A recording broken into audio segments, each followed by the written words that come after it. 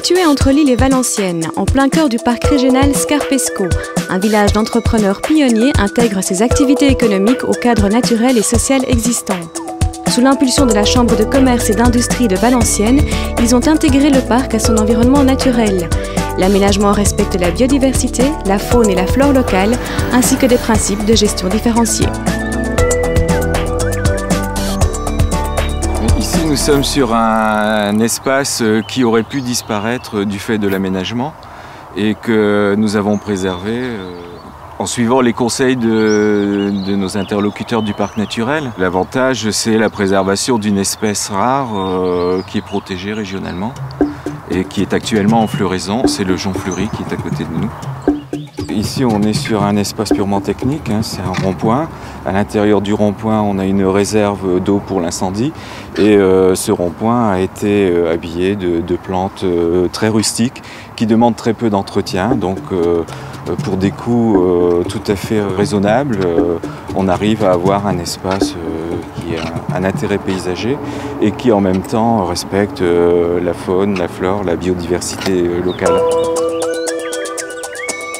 Sur des terrains d'entreprise, si le terrain est géré sous forme de pelouse, ça coûte environ 110 €, alors que sous forme de prairie fleurie, les coûts peuvent redescendre à 75 €.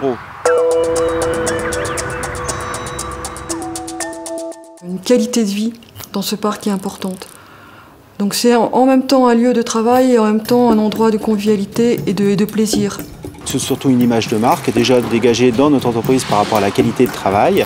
Et maintenant, nous avons donc un aspect extérieur qui nous promet, disons, d'avoir un accueil plus intéressant pour nos clients. Je pense que toute entreprise a un petit peu, à un moment donné, la tête dans le guidon, et le fait qu'il y ait une impulsion par les instances publiques et locales, je pense qu'effectivement c'est bien, parce que ça permet de donner du sens et tout au moins de donner une cohérence. Voilà. Après, bien évidemment, charge aux entreprises de prendre la relève. Et c'est là où l'un ne va pas sans l'autre. Il faut que tous les acteurs soient vraiment partie prenante et travaillent en synergie et en symbiose. Notamment tout ce qui concerne la tonte et espaces verts. Chaque entreprise est responsable de son propre périmètre. Aujourd'hui, je pense qu'il faut effectivement dépasser ce contexte-là et faire en sorte que l'on puisse mutualiser et travailler ensemble sur un projet commun pour avoir un partenaire unique.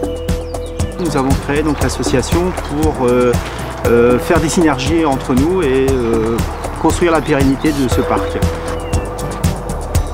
Monsieur Guillet est là. Monsieur Guillet, bonjour. Bonjour, vous allez bien? Très bien, merci vous-même. Bonjour. Bonjour. Quelle belle journée. Vous avez préparé une petite surprise. Ah oui, j'ai un petit cadeau pour vous, Philippe. Oula. Pour vous permettre de prendre la succession maintenant. Vous pouvez travailler dans le parc. Hein. Oui, c'est un nouveau gentil. Donc ça, je vais pouvoir entretenir le parc, c'est ça? Oh, je vous demande pas de le faire, mais au moins d'impulser la dynamique.